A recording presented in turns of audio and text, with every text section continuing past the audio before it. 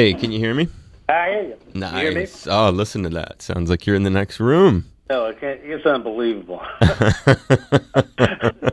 right, hang on here. Get some levels hooked up.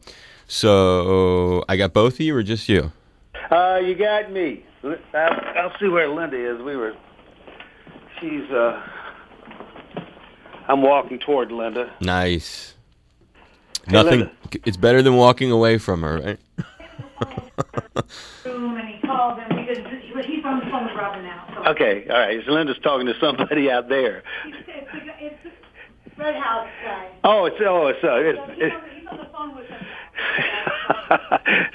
So she's on the phone with the Red House Records now. Evidently, they're calling to make sure I remember this or something. So I actually did remember the phone call. I was just upstairs and couldn't get down in time. So. Oh, it happens. Worse things have happened. Talking to them, we can start. She'll come in here, I'm sure. So. Okay, great. So she'll just pick up on another line. And you, you're the morning host on the public radio show. Is that the public radio station? Is that correct? Or? Nah, I do all things considered, afternoon host. Oh, the afternoon. Oh, okay. Good. Yeah. So what times does it come on there, all things considered? We run it a couple times. We do because of the time difference, we do it live at noon, and then again, it's run at 4 in the afternoon. So you could think of it like middays and afternoon drive. Yeah, good. Well, so we're coming your way, Dave. I know you are, big boy. All right, let me put a little introduction. Oh, Lulu, is that where you are? You on Oahu? Yeah, I certainly am. Okay. I certainly am. Yeah. So let me just put like a short introduction on this thing, and then we'll get started. Okay. Is that cool? Yeah, it's cool. Awesome. All right, hang on. Aloha, it's Dave Lawrence. How you doing? A big mahalo for tuning in. Today we are welcoming some folks who are playing island dates ahead. Latest album is These Old Dark Hills. Dates are March 27th in Honolulu, March 28th on the Garden Isle in Kauai, March 29th Maui, March 30th on the Big Island. And it's a duo who've been recording together since the mid-'70s. If you listen to the radio show A Prairie Home Companion, you may be quite familiar with them. They've even done recording projects with Garrison Keillor outside of that show, and it's a pleasure to welcome of Robin and Linda Williams fame. I've got Robin with me now. Aloha and mahalo. Hey, Dave, how are you? I'm good, nice brother. Good to hear you, too. Thank you for asking. How's everything in your world? Everything's good. Everything's good. It's typical March weather here, Dave, in the Valley of Virginia, the Shenandoah Valley of Virginia. It's 65 degrees one day and then 32 the next. So that's typical. At least the snow doesn't have time to stick around too long. But it's typical. Yeah, man. Got Linda here. She just walked in. Say hi to Dave and say hello to the people in Hawaii. Hello, Dave, and aloha. Hey, aloha, Linda. We got them both now. Now we're feeling well, good. We dig that. Well, thank you for taking time to join us, Linda. We were just sort of like catching up a little bit on mentioning the shows that you guys have coming up here, 4 dates across the state. And before we get into your tremendous musical output, let's talk a little bit about your background with the islands. When was the last time you guys were here? You know, Dave, we've never been to Hawaii before. Ever. This will be the first time, and we get to cross it off. This is the last state we will now have played in all 50 states in our career. When we get to Honolulu. That is super, super cool. Amazing that you've never been here. Now, what was before Hawaii, what was another one that took a long time for you guys to get to? I'm thinking Alaska, but I could be wrong. It was Alaska. I think Alaska was the last one, but that was almost 10 years ago or more. It was 15 years ago we played Alaska. So we've never gone out to Hawaii. We've thought about it many times, thought about taking the vacations. It just has never worked out. So, we're pretty excited about this, Dave.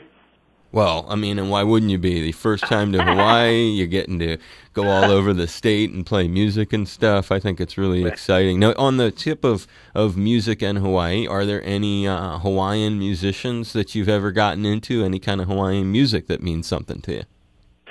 We've listened to Hawaii music over the years. I've been listening to. I'm going to mispronounce his name. The ukulele player, Jake. Shimabukuro. Bukuro, yeah. Thanks a lot. And we've listened to him right much. And we're big, with slack key, slide players.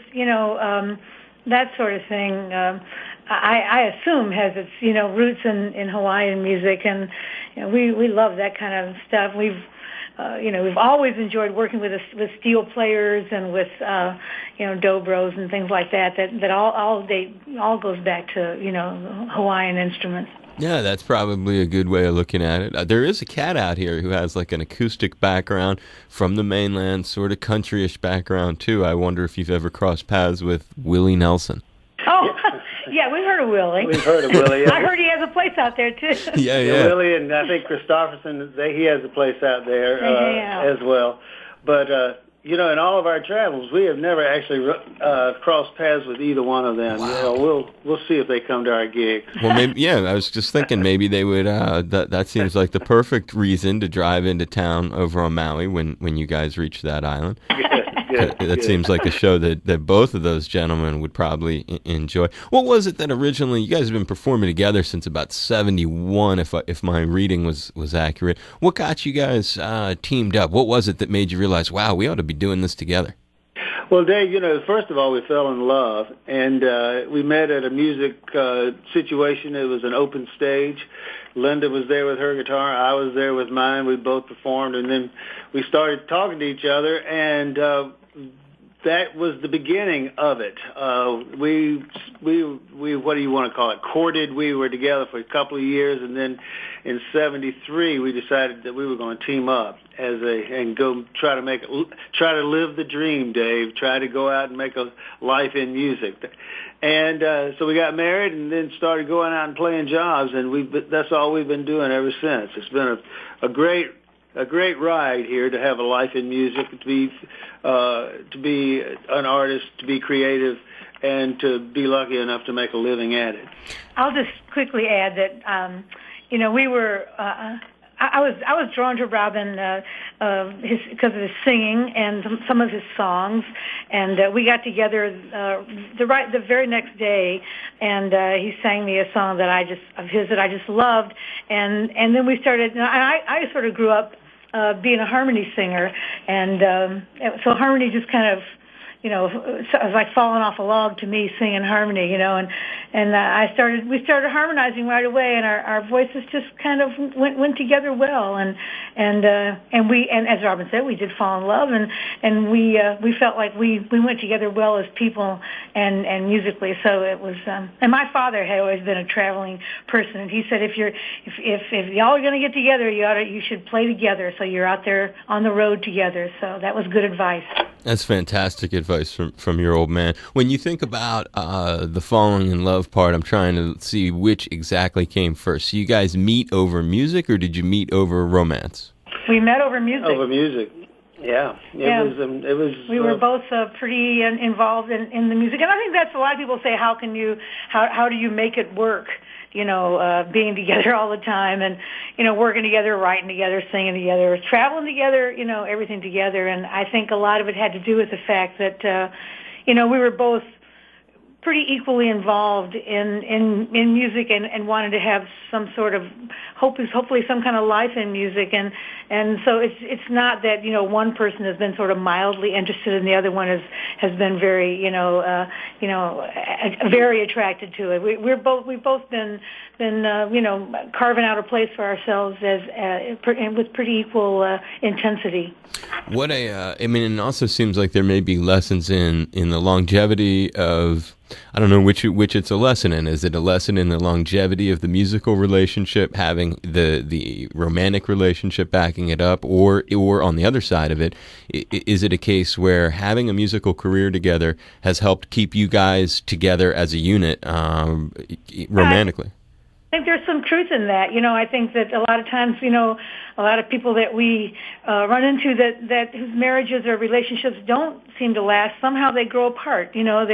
One person gets very focused on a pathway that doesn't involve the other person, and whereas we're pretty focused on our own dual pathway, and then in being a duet and being singing together, that requires compromise, just the way a marriage requires compromise. And so I think it's kind of a hand in hand situation.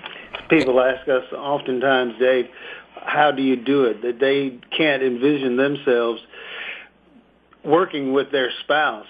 And, I think Linda might agree with me because she just said that if you're working for the same thing, then oftentimes that really helps the relationship. If you're working if you're doing the same thing and working together, that helps the relationship to keep together, to stay together. Yeah, I can see that. I can see it's like a bonding. It's kind of interesting, too, when you just stop and separate and you think 1971, and now it's 2013, and you guys are still together as a unit, together married, as a unit performing. There are a lot of lessons in that, no doubt. That's like its own topic, if you will. But let's get back. I will say it's been a fun ride. Man. It's we still work going, it out. hey, here we go. We've been together 40 years, and finally we've made it. Now we're going to Hawaii. We've made it. We get to go to Hawaii. Yep, checking off that final state. Now we got to get you working on your territories, right? You got to get Guam and Samoa, Virgin Islands. We'll get you around. So the other thing on the musical tip, because I mentioned it in the intro, it probably wouldn't be right to at least give a little bit of visibility. Prairie Home Companion, it's a big-time radio show, and Garrison Keillor hosted the show. Probably very familiar to a certain portion of people listening, not so familiar to other people. How was it that you crossed paths with him, who it seems like it's turned out to be an influential relationship? Well, I had connections to the Twin Cities, but when I was traveling by myself before Linda and I met. And so it was through those connections that we met Garrison. We did our first record ever in 1975 in the Twin Cities, and we played with Peter Ostroushko, who's been associated with the show as well.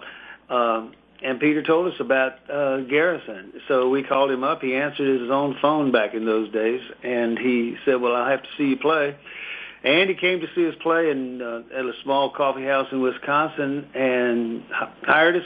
And we've been playing the show ever since. It's been a great It's been great having this relationship with Garrison, and to have played the show as many times as we have over the years.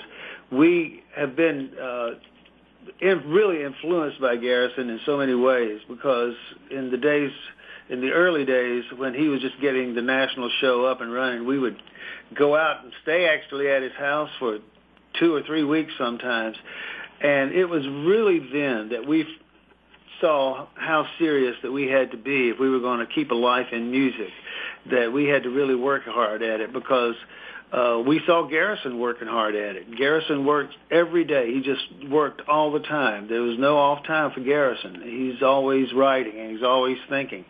And we thought, well, gosh, if this guy is working this hard, then we saw the kind of dedication and responsibility that he gave to his work and to his audience, and we learned a lot from that early on. So that was a terrific relationship to have made, and it's wonderful to have been associated with him professionally, and then also just personally to have had. He's been a good friend to us over the years, and his family.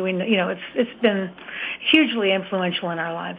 And that association was documented in the Robert Altman film, A Prairie Home Companion. Yes, it was. Any memories of the filming of that? Any stories we need to hear about? Well, the greatest thing about it was that it was all filmed at the Fitzgerald Theater.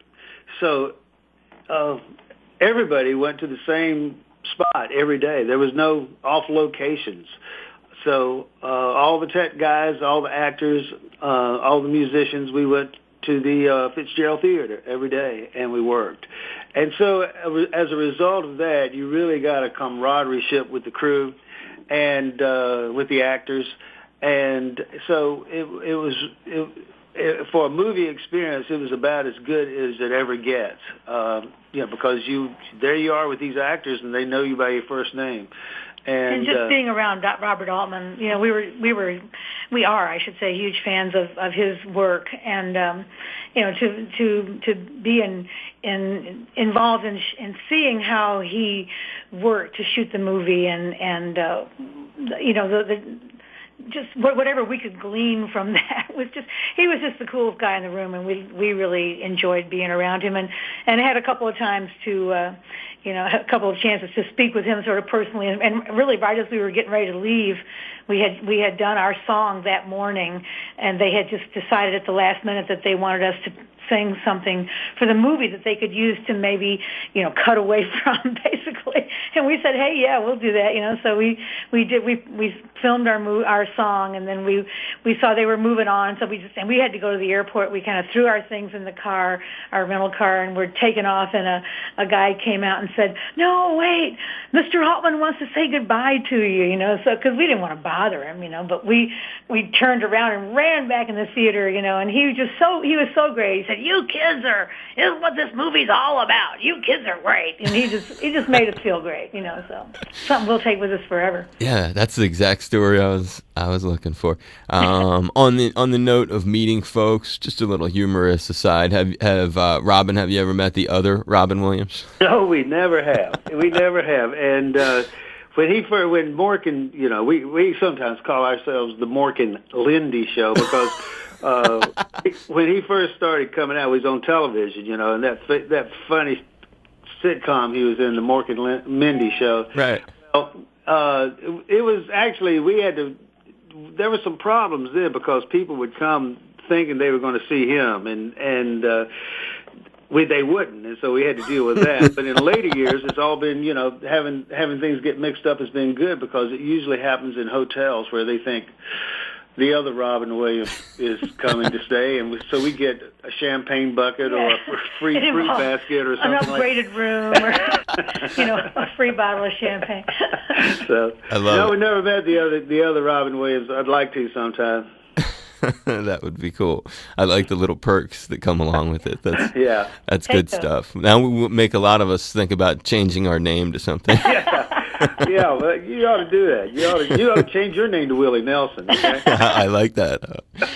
And as a sort of final note to wrap it up on, thinking about these shows, thinking about a lot of people maybe who are tuned in, they're enjoying the camaraderie with you cats because you're a lot of fun to talk with, and at least I'm enjoying myself. Sort of describe for those people, for the uninitiated, if you will, what these shows are going to be like over 4 islands that you're bringing here. Well, of all the things that we do and to make a living, performing is what we do best. We record, we write, and our career has been based on doing good shows. We're really good singers, and we call ourselves an Americana act, because we have a personal style of music that's based around acoustic country music. We write a lot of our songs. There's humor. There's a serious side of things that because we're always looking at what's going on in life. We write from a personal point of view, and we've been fortunate enough over the years to have some country stars record our songs. And there's guitars, banjos, harmonicas. But the songs are personal, but they're usually they're not really all. There are a lot of autobiographical things, but a lot of stories involved. We live in the heart of the Shenandoah Valley, which is between the two mountain ranges, the Blue Ridge Mountains and the Allegheny Mountains, and that country, that old time country, ballad singing, story songs permeate what we do, and then we sort of like to tell. We try to involve the audience in where the songs come from, and generally it's entertaining, as well as hopefully artistically satisfying. That's a great summary of it, and I hope you guys had fun talking today. Was this an okay little interview session? Had a great time. Thank you, Dave, for taking the time. Well, it's my pleasure, Linda. It's Robin and Linda Williams, These Old Dark Hills, their latest record. They are due in town March 27th, in Honolulu March 28th, on the Garden Isle of Kauai March 29th. They are due in Maui, and March 30th it gets wrapped up in style on the Big Island, Honoka'a People's Theater. We've got all the dates at our website. And I really had a lot of fun talking to you guys. I hope that maybe when you're in Honolulu, if you have time, you drop by the station, say hi or something. We'd love to. We'll try to make that happen. Aloha. I'm Robin. Hey, and I'm Linda. We're Robin and Linda Williams. And you're tuned to All Things Considered with our good friend, Dave Lawrence. on member-supported Hawaii Public Radio. And we just found out that Brother Dave celebrates the same time of day as we do. Hey, Dave, have a happy, healthy 420. Awesome. I give you guys a big hug. We'll stay in touch. Hopefully we can have you come in and we'll hang a little bit. And please travel very safe on your long journey out here. Thank you. Thank you very much, Dave. You're welcome. It's great talking to you. Be safe. Okay, you too. Aloha.